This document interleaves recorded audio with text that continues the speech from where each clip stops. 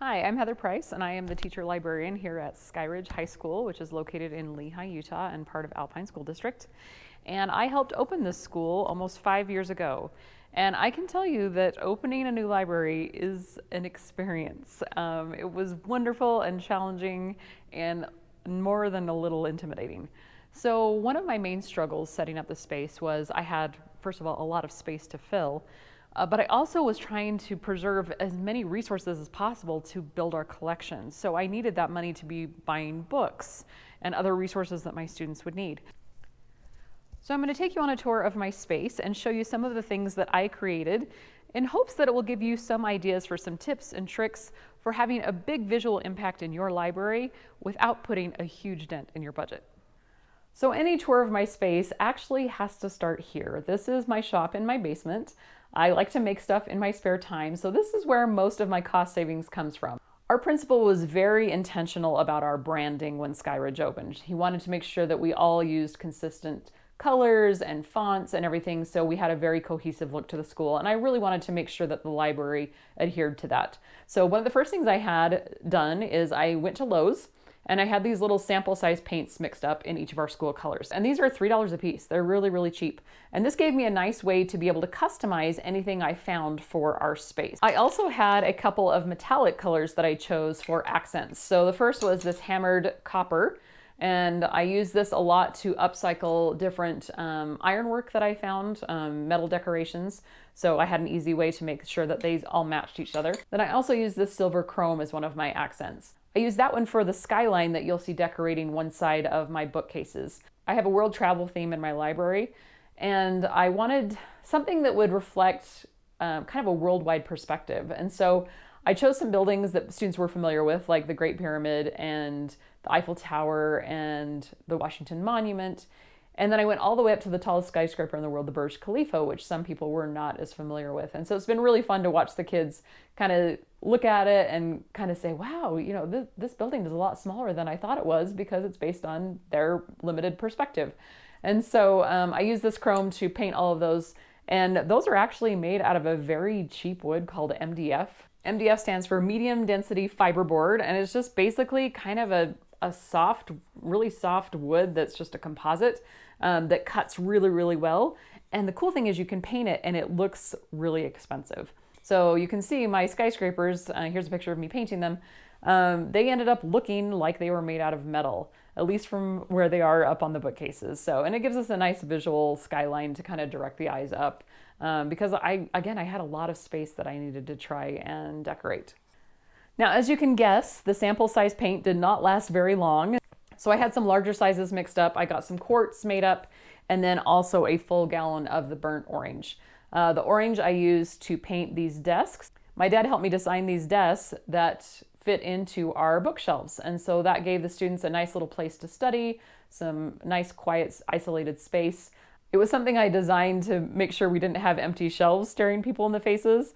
But it turned out to be one of our students' favorite places to hang out. I also later on added these display boxes just to put books on and seasonal displays, and they're modular so I can rearrange them however I'd like. So a lot of my decorations are finds from everywhere from thrift stores to yard sales to our district surplus to just things I had around my house. By using color intentionally, you can really make everything look like it was designed for your space.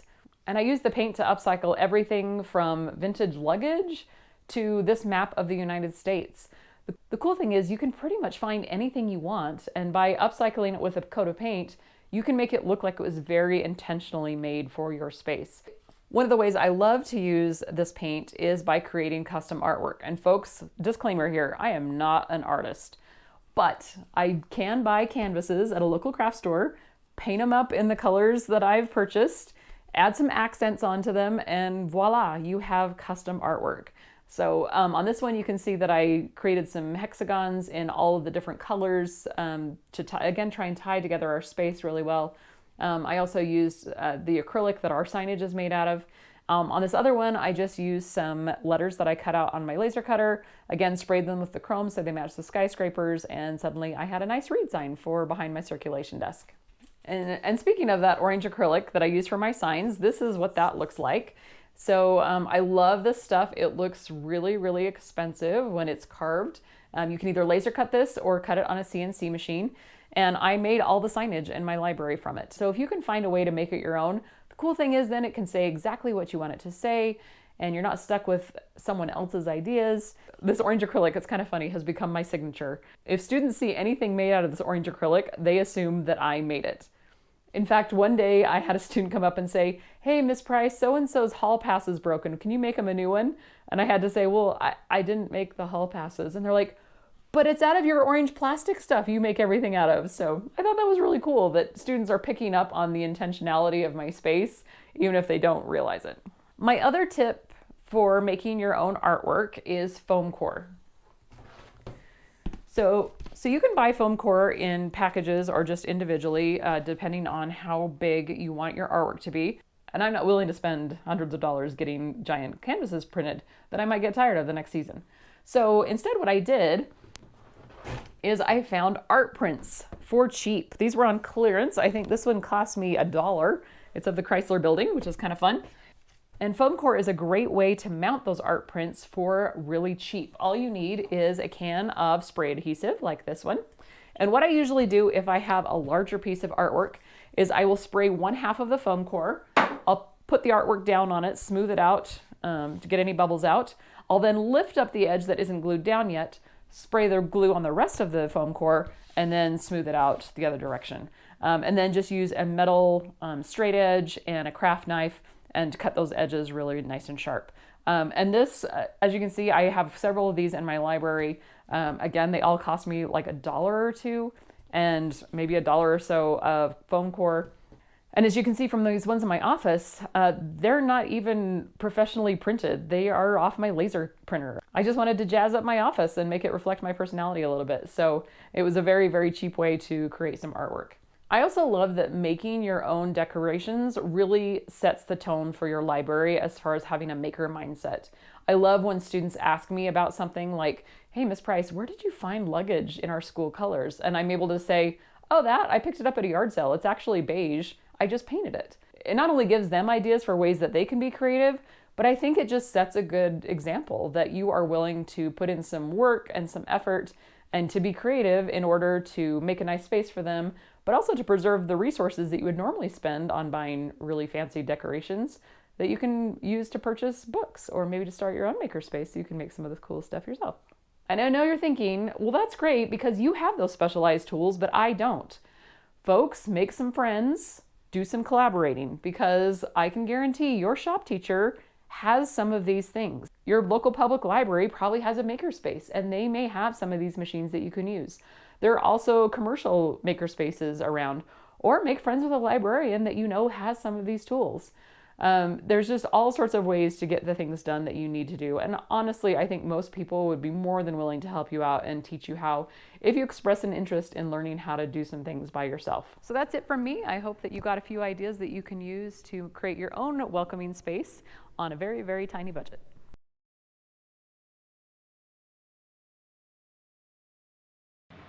Hi, I'm Sam Bryan, and this is the Lehigh High School Library. Come on in.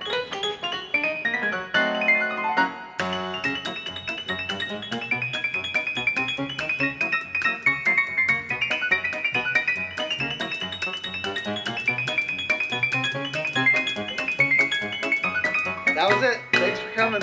See you later. Okay, just kidding. There's a little bit of stuff that I want to show you. So I'd like to explain a little bit about why we're in such a tiny space. Lehigh High School needed to be rebuilt pretty much from the ground up. We had a couple of places that would stay, but one of the places that was from the original building that wasn't up to code was the library.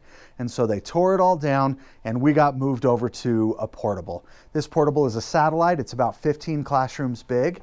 And we were lucky enough that when they moved it in, we were able to ask for them to cut a hole in between the two classrooms. And so we do have a bigger library. It was originally just going to be one classroom, and that was going to be a little bit harder to deal with. So luckily we got the two classrooms, and then on the other side of the wall behind you is a storage room where we keep all of the things that are not in use, televisions, projectors, Lego sets that we haven't used yet, things like that. One of the first things I'd like to mention to you is our fishbowl that we've had to create here. So basically, we needed a protection because of the pandemic, and we're always working with students coming in and out, doing textbooks. We've started doing some Chromebook checkouts. We had a lot of traffic. What they wanted us to do is they had plexiglass shields that they were putting up, but each shield was about $700, and we needed at least 5 of them. And so it was going to be about $3,500. And I thought to myself, I can't spend that much because I need to save money to decorate my new library and furnish it. And so I went to Delvey's Plastics in Salt Lake, well, to their website, and I found these clear acrylic panels, and I ordered them in 4x8 sheets, and they were about $58 a piece. I cut them up to the size that I needed, just with a straight edge and a utility knife. I went to Home Depot and got some vinyl furring strips and turned them into frames for them. I was going to build stands that students could pass books underneath, but one of my principals came in and said, "Hey, are you going to hang those from the ceiling?" And I said, "Well, I am now." So now it just cost us an extra $20 to get the hooks for the ceiling, and that was all we needed to do. It saved us the money and the time to build the frames on the bottom. And so my suggestion would be is don't ignore serendipity. When a good idea is presented to you, you got to go for it. I'd like to share with you some pictures from the old library that we vacated to explain some of the ideas that I have about saving money in the library. One of the most important things is you can take it with you if you have to move. We don't throw anything away around here. We save all the things that we can that seem reasonable. And by that, I don't mean world books from 1957. I mean things that could help us in another project. Another way to save money in your library is to turn a problem into a solution. We had a mural in our old library that was somewhat outdated and, if I'm being honest, a little bit offensive. So what we did is we bought about $50 worth of blackboard paint that you can draw on with chalk, and we painted the entire mural over with this chalk paint, and then bought some baseboards from the hardware store, spray painted them in silver, and then put them up with hot glue around where the mural was. And it ended up being a framed chalkboard canvas for people to do artwork. Here is some of the artwork that we utilized throughout the years. I was lucky because my wife loves doing art, and she was kind enough to come do this. One year, we had students do all of the artwork, and that was wonderful as well. We usually left the artwork up for at least a year, sometimes just a semester, but it's big enough that it helps if you're going to have a theme for your library. It can tie the whole library together. Here are a couple of pieces of furniture that we made. Basically what we did with this one is we bought a pole and drilled holes in a bunch of boards, and then we set the books that were new on this and had a sign on the top that said, "A guidepost to your next adventure." And so each book pointed in a different direction, and students really liked that. Another that we did was what we call the wedding cake display table. Now this table just had 3 tiers, and we put books all the way around it. It cost me probably $50 to build. I varnished it myself and just screwed it together with black pipe and flanges from the hardware store, and the students really liked it. So another quick tip that I found out is that you can find stuff for cheap that maybe doesn't look the way that you anticipated, but it's just as functional. These poster frames were only about $8 at walmart.com, and they're excellent because they hold the poster in and nobody's looking at the frame, they just want to see the poster. Another thing that we've learned to do here is that we love it when students participate in the decorating of the library. So one thing that our students have resoundingly enjoyed is building Legos. Legos are amazing because they can be taken apart and built again and again and again. And if you don't have a lot of space in your library, you can display Legos as part of your decor.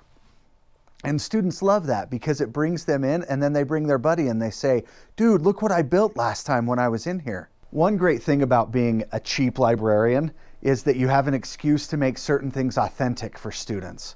One of the things we like to do is when a student comes to us with a problem or a project idea, we say, I don't know if I can do that. Can you help me? And what happens is we end up with a student doing most of the work on a project, and then we learn from the student's work, and then we can replicate it. Then, just like with the Legos, we display the products we have. Like this unicorn, a student came in and said, can you build me a unicorn? And I said, I don't know, can you help me build you a unicorn? And so we did. As librarians, we all want students to be able to have unique experiences in our libraries. One of the ways we do that is with makerspaces. One of the complaints I've heard the most from librarians is that they just don't have the room for a makerspace. Now, one of the ways that I've dealt with that is we made some tables that we could remove from the space where we were working. This is just a piece of hardboard with some felt on it that we can take off of these sawhorses, and we got these sawhorses with adjustable height at Lowe's for about $30 a piece. Now, it's less than one of the tables that you could buy on one of those fancy magazines, and it's way more versatile. You can change the height, you can make it wheelchair accessible, you can make it a standing table for other students, and really you can just pack it up and put it away when you're not using it. Another way we found to pack away our makerspace tables is we just keep the project that the student's working on and we put it up on top of our shelves. That way the students aren't interrupted in the progress of their project, and we can pull it down the next day and start where we left off. When you're looking for cheap and easy ways to make things happen for your library, don't forget the usual suspects that you would use in your own home. For example, I go to Amazon for everything. I got these chairs for about $150 at Amazon. They're super comfy. They've held up so far for 5 years and they're going strong. They're pleather, so I can wipe them down. No pandemic problems. These benches were about $75. And another unconventional place that you might want to look for help in your library is other teachers around the building. I went to one of the CTE teachers and found out that they had purchased a vinyl cutter because they were making t-shirts for an advertising class. So when you're looking for a solution, don't hesitate to reach out to the other people in your building. You're always helping them. I bet they'd love to help you too.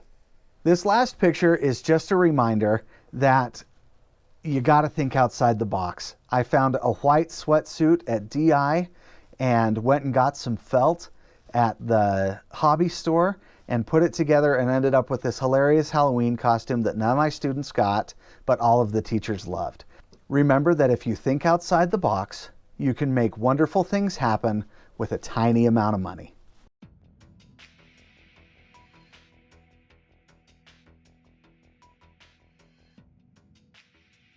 The reason why we do what we do, meet students where they are, is because we want to allow students to transform themselves into the many iterations of themselves. We want to equip and empower and provide resources toward better information, better knowledge, better tools. At the end of the day, what we're really talking about is a library or a media center of the future. From the onset of the build, our vision was to build a space that put into action student transformative learning to reimagine a better future. To meet that end, our Media Center is an education-centric center dedicated to providing student-centric access to information in multiple literacies, including digital, visual, textual, and technological. When you walk through the main doors, the first thing you should notice is an F-22 fighter jet suspended from our almost 30-foot ceilings. It's a quarter-scale model built by Arizona Aircraft Replicas and held in the cloud ceiling as a symbol of stealth, speedy, agility, situational awareness. It was hoped that the installation would remind our school community to see big and that we are capable of more than we know. These famous Utah aviators were honored at our grand opening, and to honor them, we created ghost statuettes in a symbol of resilience, determination, and courage. Senator Jake Garn stands as an aviator who traveled to space on the Discovery Space Shuttle. Colonel Gale Halverson, known as the Candy Bomber, stands as determination because of the literally 23 tons of candy he dropped to the children in Berlin with his aircraft, and he would wiggle his wings to let them know that he was safe. Courage is a symbol represented by Alice Leigh Ludlow, who learned to fly when she was 16 years old in Provo. From there, she served on the Civil Air Patrol to assist with emergency and disaster relief. The interior synergy of the library relies on functionality, design, creativity, productivity, and a fresh, clean space. We achieve this with large typographical signage and large-scale images. Some of our favorite large-scale images have to do with images that were actually donated to us. Mrs. Johnson, our principal's brother-in-law, hand-painted an F-22 and the Wright flyer that hangs right outside our doors in the school's commons. In addition to that, some of our favorite pieces have to do with new acquisitions that have been donated generously by people on KSL. So we really love the community, and we love that people have a high interest. Another piece that has been really helpful is an aviator's map, which documents all the airports across the globe, and that was donated by Squadron Posters. It's a beautiful piece that you can pinpoint, you can put pins in on all of the locations that you've been, and it's just a beautiful coming together of community. Embracing technology means investing in technology that allows students to have gadgets in their hands. One of those ideas is certainly having charging stations right in a library. It's not only an attractant, meaning it allows students who need to charge their devices to come in, but it also serves a purpose.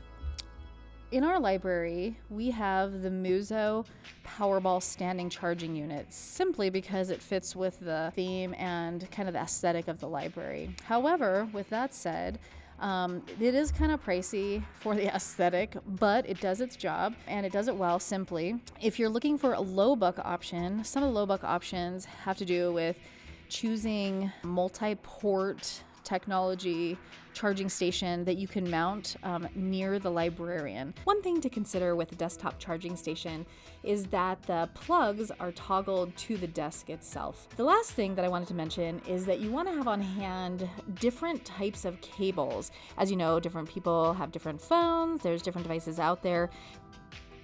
Early on, we knew that we wanted to have exhibition space on the east and west hallways to utilize every inch of space in the media center.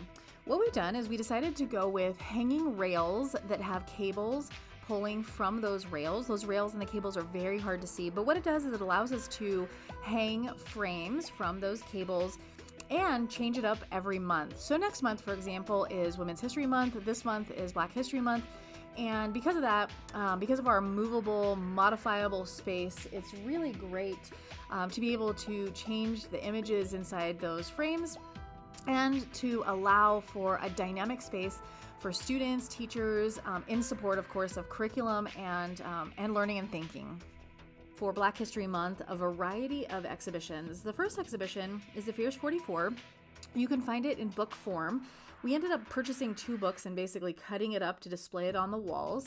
Using foam core, we decided to go ahead and mount all the images to foam core. Foam core can be found at the dollar store.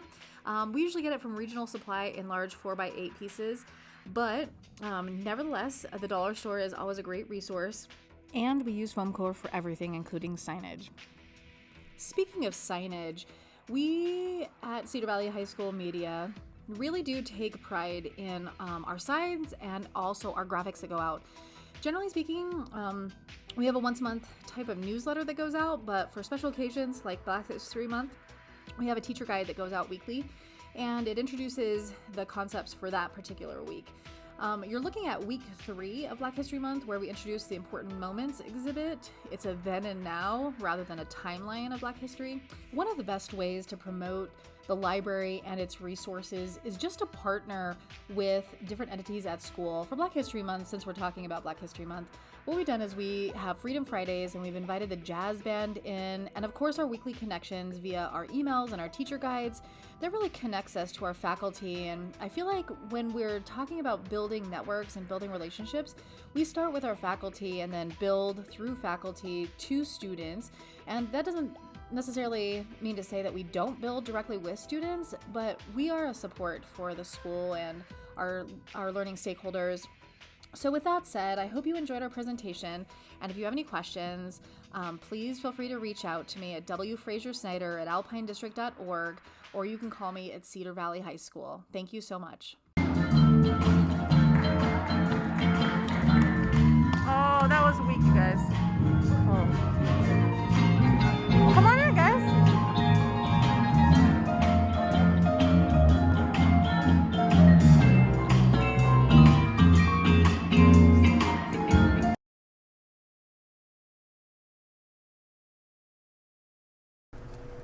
Hello, my name is Joy Peterson and I'm the teacher librarian here at Lake Mountain Middle School.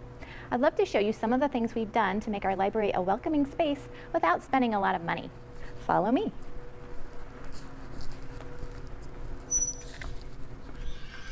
First of all, I'd like to talk about wall art. I think it can be kind of difficult to find big art pieces that will fit on big, huge walls without spending tons of money. But with a little creativity, you can do a lot. I took our Warrior logo and I sent it up to a company in Salt Lake City called Critical Laser, and they cut stainless steel and they cut that out for me, laser cut it, and then I had the backing done at Delvey's Plastic, who also cut the oval out. I just mounted it on there and hung it on the wall, and the whole thing cost me about $160, and that included the materials and the cutting. Now let's go over here to the other side of the room, and you can see we've kind of kept this Lake Mountain theme throughout our decorations for the library, and kept to a three-color scheme as well to kind of keep everything consistent. But we just took this picture of the lake and framed it, so we have the lake and the mountain in the background, and then enhanced the colors with Photoshop, so we got our school colors of orange and blue really enhanced, and that made a nice art piece for the wall. Also, I had a student create this just out of sticky notes for our Superhero Week we had last month, and we liked it so much we kept it up over our graphic novels. We might keep it for a while, but it's just this cool Spider-Man art that you can do really easy with sticky notes. And we had all of these big windows in the back covered in sticky note murals, and they were really fun, and our student aides had a ton of fun making them. So that's an easy, cheap idea to get some big impact. The students love to come into the library and see those things, and the parents could even see the artwork from the road, so it was kind of fun to have that in the library. Now I'd like to take you to the other side of our library and show you this big statement piece that we had made. Actually, I made by taking a tapestry from a company online called Society 6. They sell big wall tapestries, and all we did was stretch that on some 2x4s that we got at Home Depot, and then I made a simple frame out of 2x4s and painted it black, and the whole thing cost about $95. Now we'll swing around and I'll show you this really cool wall mural that we put up.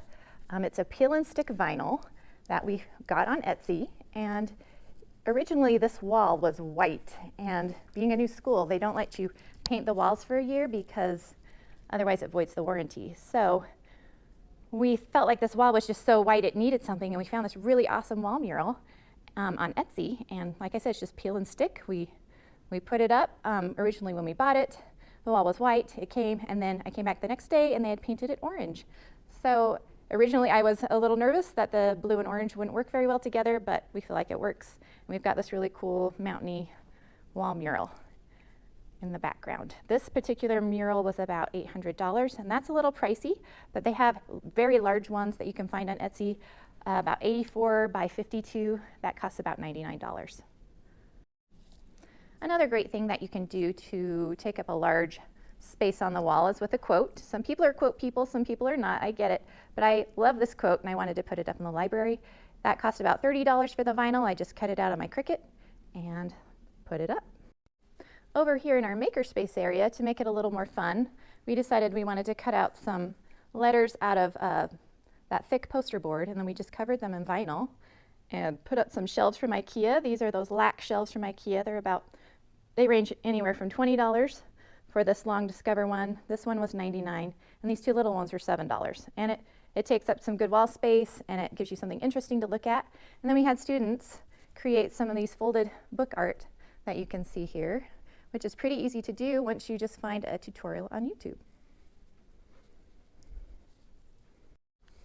So at the same time that I had Delvey's Plastic cut out that oval for my warrior picture, I also had them cut out Lake Mountain Library out of acrylic letters, and I just stuck those up there with command strips, and they stayed just great, and it kind of has a nice addition to our front desk. Also, while I was at Delvey's Plastic, I ended up buying some extra sheets of acrylic so I could make some shelf signs using our Glowforge laser engraver cutter. So I bought one for our library because I had some extra money. Because we were a new school, we get some startup money. I know they're really pricey, so if you don't have one, ask your CTE teachers. Make good friends with them because they have like lots of cool equipment, and they can cut stuff out for you or have students cut stuff out for you, and it's the best. We collaborate all the time. They're the greatest. So let me show you some of these signs that I've made. One of our school colors is orange. So I made these fun signs out of this orange acrylic, and it kind of glows. So that makes an easy way for students to see where our sections of the shelves start. And I bent the acrylic by using this acrylic bender that I made.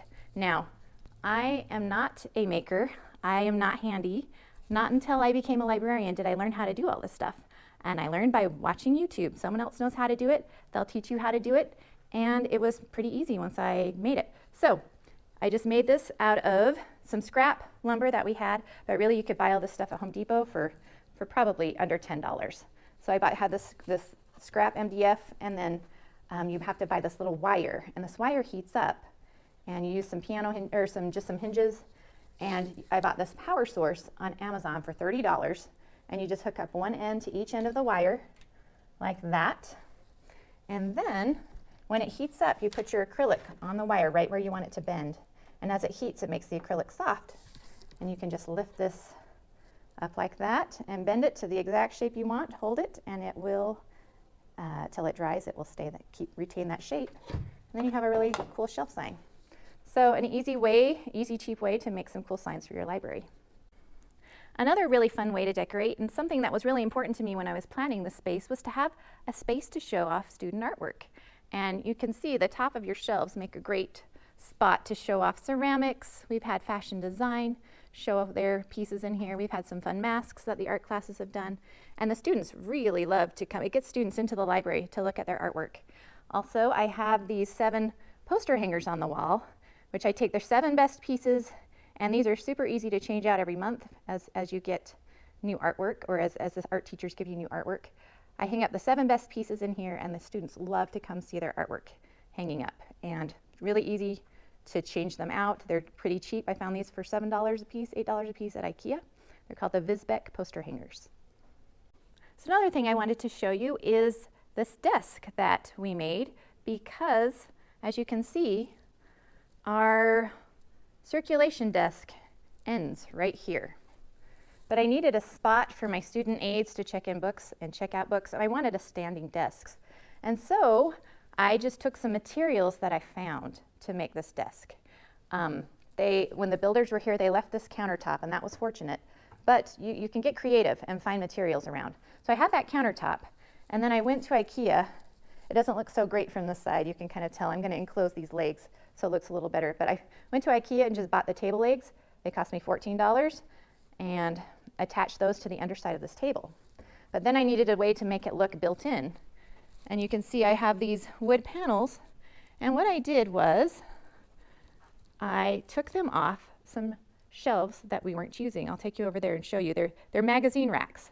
And who has magazines anymore, right? So I took them, we didn't need them, so I took the magazine rack fronts off, and we attached them to the underside of that table with some L brackets. And we made ourselves a nifty little desk that is so useful and would have cost us $9,000 to have the cabinet makers come back and make that for us. So you can see this is where they came off of. Those were the shelves that were covering these areas like this. So I keep comic books on them now instead of magazines. Then our makerspace area, I have now these cool shelves that I can put all the maker supplies on it. And then I took the fronts off to make the surround for that extra table. Thanks for coming along on that little tour with me. I hope you found it useful. And if you have any questions, we're happy to answer questions during our little QA session in a few minutes. Also, you can always shoot me an email at joypeterson at alpinedistrict.org if you have any questions that I can answer over email, or if you have any great suggestions for me or cool things that you've done in your library. I'd love to see other examples of neat things that people have done, because I'm always looking for ways to make it better.